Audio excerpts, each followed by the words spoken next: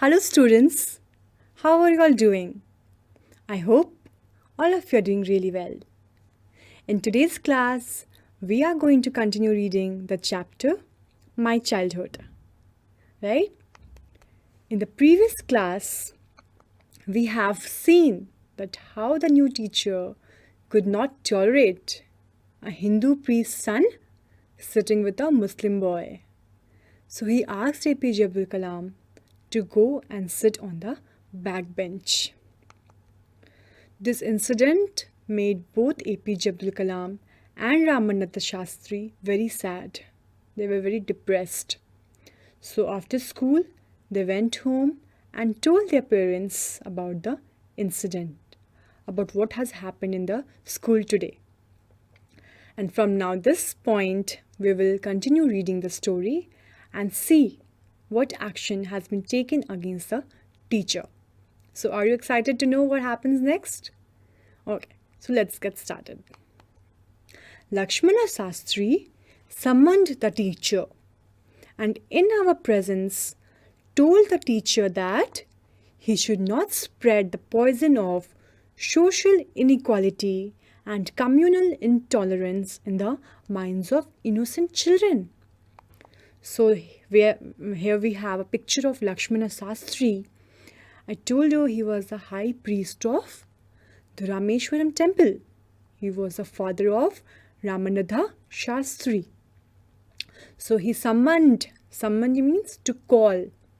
So he called the teacher and in the presence of the students, who are here, the students, APJ Abdul Kalam and Ramanatha Shastri, he told that he should not spread this poison of social inequality and communal intolerance in the minds of innocent children. So the students, the children are very innocent. Whatever we will feed them with, they will learn it and they will remember it throughout their lifetime. So if we will teach them good things, they will remember that. If we will spread among them the poison of social inequality, if we will feed them with communal intolerance, they will think in the same way. They will remember it throughout their life. That's why he is saying that Lakshmana Sastri is saying that the teacher should not do this because the child, they were very innocent. We should teach them the right things. He bluntly asked the teacher to either apologize or quit the school and the island.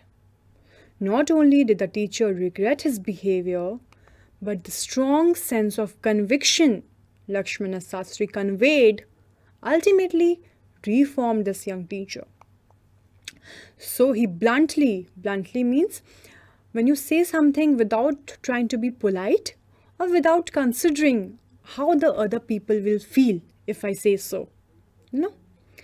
So like our friends, they also come to us and they very bluntly they say, oh, I think you should stop eating and start dieting. You have gained a lot of weight. So our friends also do that, right? They bluntly ask us to do something or not to do something.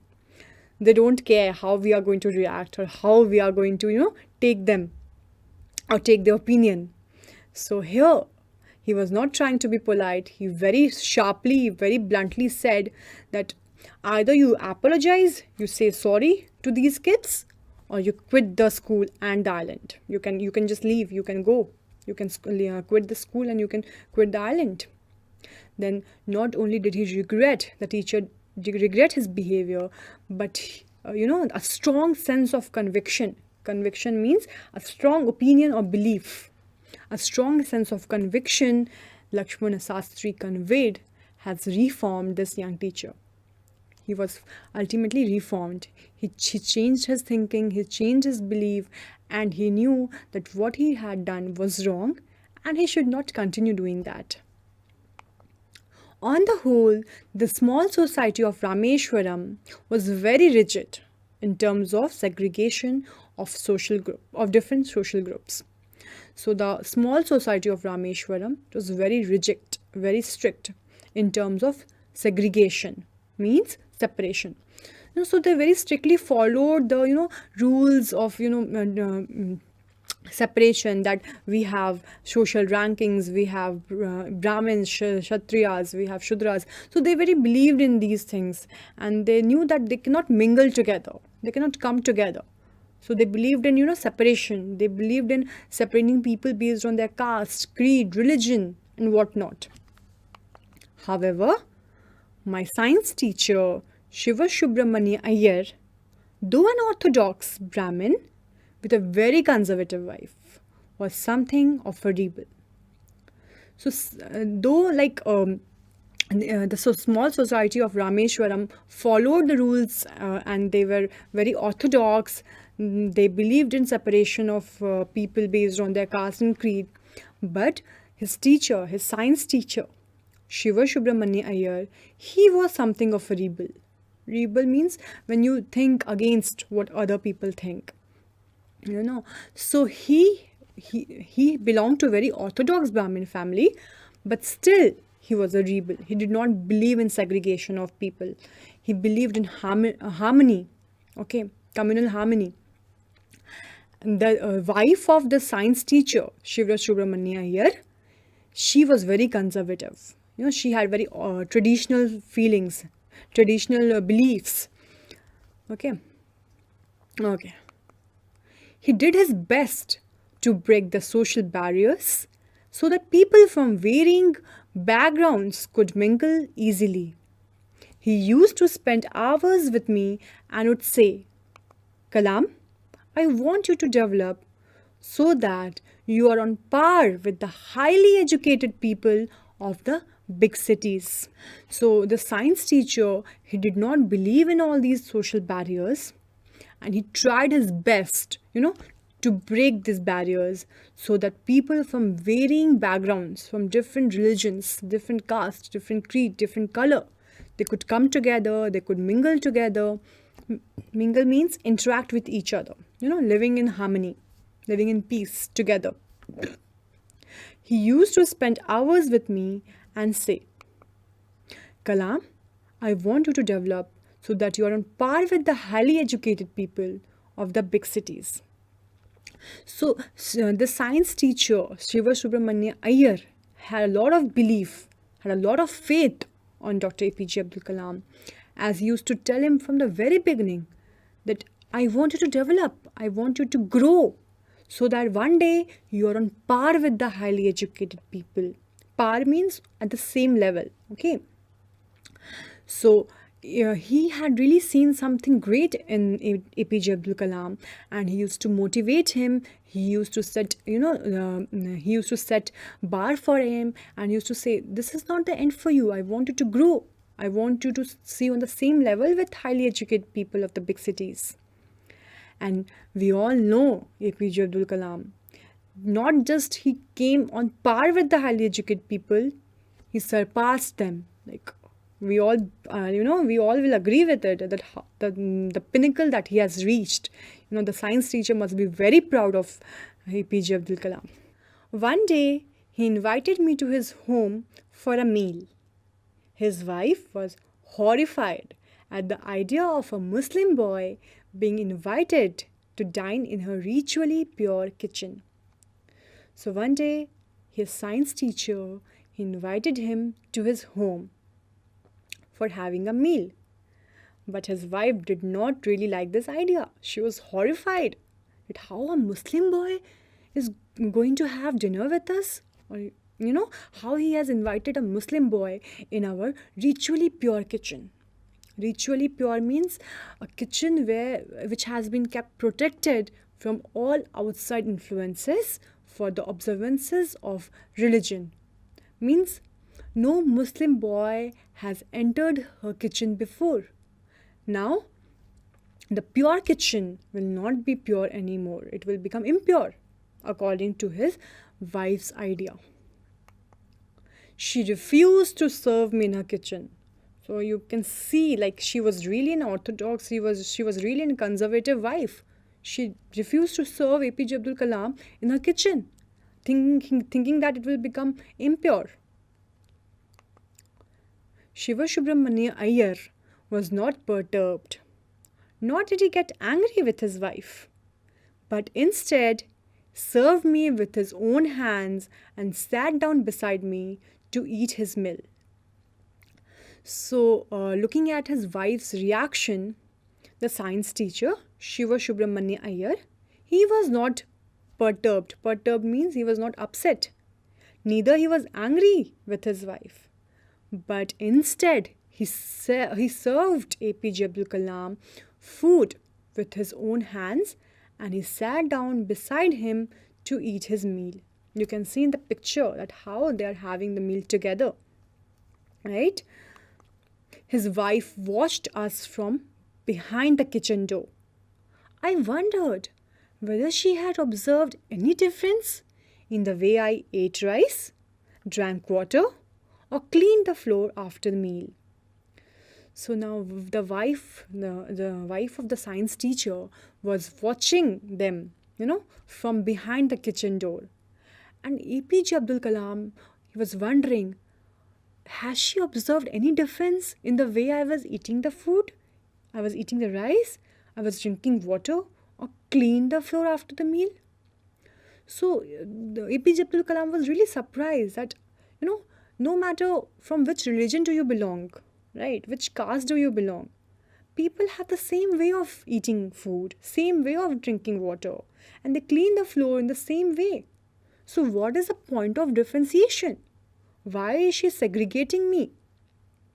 He was really surprised by the, reaction of the science teacher's wife. When I was leaving his house, Siva Subramanya Iyer invited me to join him for dinner again the next weekend. So now, when he was about to leave the house, the teacher invited him again for dinner next weekend. Observing my hesitation, he told me not to get upset, saying, once you decide to change the system, such problems have to be confronted. So now, when he invited him again for the dinner, obviously anybody would also show hesitation. So APJ Abdul Kalam was showing some kind of hesitation, like a doubt or reluctance. So he was hesitating to say yes. Now, why he was hesitating? Because he was not treated very well by the science teacher's wife. So he was not really happy with the idea of coming back again for dinner. But the science teacher said, don't get upset, because once you decide to change the system, and what system we are talking about? The caste system, the religion system. If you have decided to change it, you have to confront such problems. You have to face such problems. Don't be upset. Don't be angry with my wife's reaction. So he was really, he had that will to change the system. He did not get disturbed by anyone's reaction around him. That was the level of dedication of the science teacher. When I visited his house the next week, Shiva Subramanya Iyer's wife took me inside her kitchen and served me food with her own hands. So how beautiful, you can see the picture. This picture is giving us such a strong message that how, there was a change that has taken place in his teacher's wife. When she was thinking, if I admit a Muslim guy into my kitchen will become impure. And within a week, there has been a transformation. There has been a good change. She now allowed APJ Abdul Kalam to come into her kitchen, sit down, and, she was serving him food with her own hands. This is a really, it's since she was very conservative, it has been really a tough time for the Shiva Subramanya, for him to convince the wife. But it's great that she has changed her thoughts, changed her beliefs, and now she has allowed APJ Abdul Kalam to enter the kitchen. This, this should be the level of dedication, willpower, that we have to face it and we have to change people's thinking. How do they think? Why do they have belief in such system? It's very good. It is giving a very strong message, and we should also learn that none of us should discriminate anyone based on their caste or color or creed. We all belong to we are all sons and daughters of God. Okay, let's continue. Then, the Second World War was over and India's freedom was imminent. Indians will build their own India, declared Gandhiji. So, the Second World War was over and the freedom of India was imminent. Imminent means about to happen. Okay, India got their freedom. And Gandhiji declared that Indians will build their own India. The whole country was filled with an unprecedented optimism. I asked my father for permission to leave Rameshwaram and study at the district headquarters in Ramanathapuram. So the whole country was filled with unprecedented, means never done or known before. So this optimism was, never experienced before. They were about to get the freedom. The whole country was very optimistic. Now APJ Abdul Kalam is asking permission from his father that he wants to leave Rameshwaram, he wants to go to district headquarters in Ramanathapuram and continue his studies from there. He told me, as if thinking aloud, Abul, I know you have to go away to grow. Does the seagull not fly across the sun, alone and without a nest? So you can see how, such practical thinking displayed by his father. He's saying that, I know you have to go out, you have to go away to grow, to become a better person. Does the seagull not fly across the sun? Seagull is a seabird which flies alone without any nest. So you also have to go out to grow, and obviously you will go out and study as much as you like. He quoted Khalil Gibran to my hesitant mother. Your children are not your children. They are the sons and daughters of life's longing for itself. So the mother was hesitant, mothers are really emotional. Fathers are known to be they are very practical. But mothers, they are very emotional, they have that soft corner, and they don't really like the idea of their children going out to study. I mean, it's not that they don't want to grow. It's not that they don't want their children to, rise heights. But it's very painful for them, for mothers, to separate from their children. So definitely APJ Abdul Kalam's mother was hesitant. She was having a very tough, moment. Her heart was not allowing that APJ should go out and study. All the mothers are like that only, they're very, very attached to the child. Fathers also are attached to the child, but they think in a more practical way. They are the sons and daughters of life's longing for itself. So he's quoting the father, maybe he's trying to convince the mother that they are not your children. Okay, they are not your children. They are the sons and daughters of life's longing for itself. They come through you, but not from you. You may give them your love, but not your thoughts, for they have their own thoughts. So the father is trying to convince the mother and, emotionally soothe the mother that they have come through you, but they have not come from you. You may give them your love, but you cannot give them your thoughts. They have their own thoughts. They have to go out. They have to build their own life, right? So these lines of the father is really very heart-touching and heartwarming. We see how practical his father was and how he was trying to convince the mother that let APJ Abdul Kalam go and make a life of his own. So with these lines, the chapter comes to an end.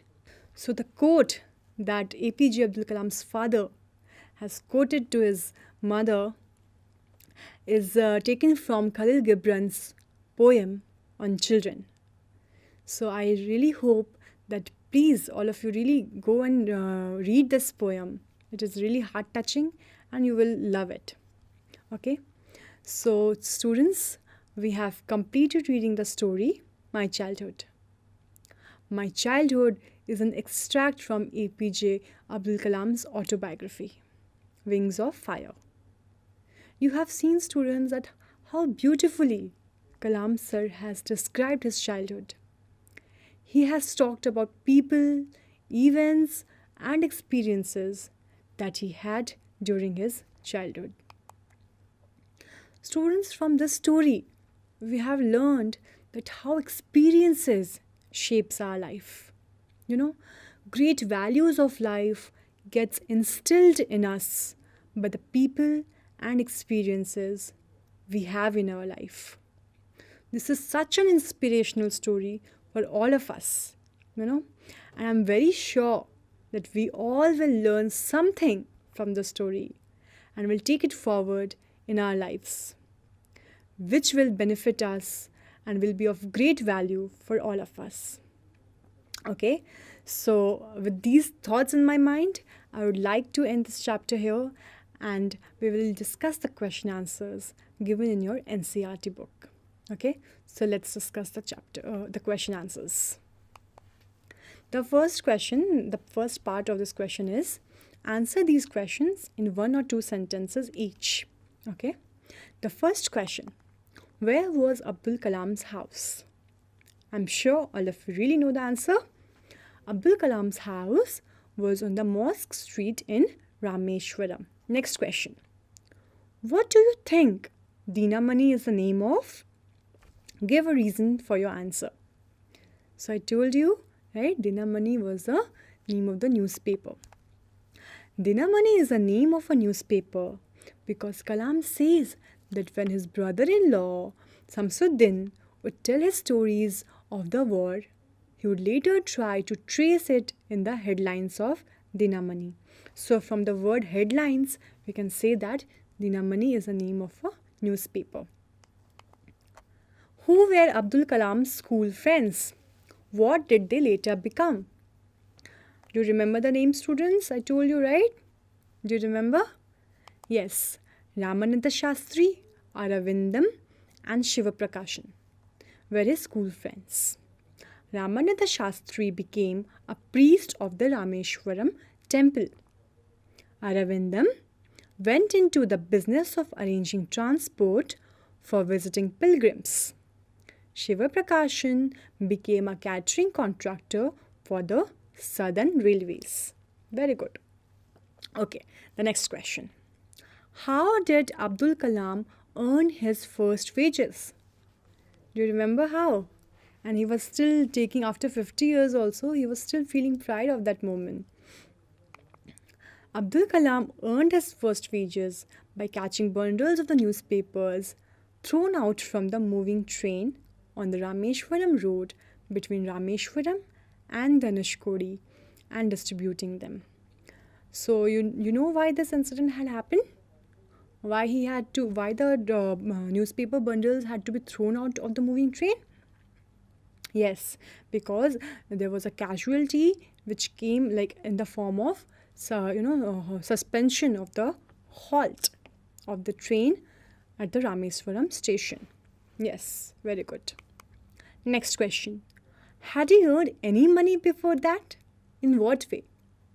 So yes, do you remember when the Second World War broke out? There was a sudden demand of tamarind seeds in the market. Yes. So the answer is yes, he had earned money before also. He used to collect the tamarind seeds and sell them to a provision shop on the Mosque Street. A day's collection would fetch him the princely sum of 1 anna. The second part of the questions are that you have to answer each of these questions in a short paragraph. Okay, the first question. How does the author describe his father, his mother, himself? So you have to tell that how does the author APJ Abdul Kalam describe his father. So let's see for father first. The author describes his father as honest and self-disciplined. His father used to avoid inessential comforts and luxuries. The author tells that his father never had a formal education or much wealth, but he possessed great wisdom and was very generous.